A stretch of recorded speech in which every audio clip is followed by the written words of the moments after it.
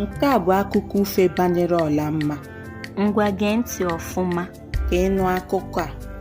Na gboo, n'obodo anyị, e nwere otu nwa agbọghọ mara mma nke ukwuu, aha ya bụ Ọlamma. Ọ machasịrị mma na-egbuke egbuke dịka amụma igwe. Tupu ya etoru ịlụ di, akụkọ banyere Ọlamma agazuola obodo anyị na obodo ndị gbara anyị gburugburu. O teghị anya ka Ọlamma tozuru agbọghọ, ka ọtụtụ okorobịa bịara ka ha lụrụ ya na nwunye. Ụfọdụ ndị a bụ ndị ọgaranya dị iche iche, ụfọdụ bụ dimgba, ndị ọzọ bụ ndị dibịa dị egwu, na agadaka ndị dinta sokwa bịa. Ma ọ dịghị onye n'ime ha Ọlamma nabatara.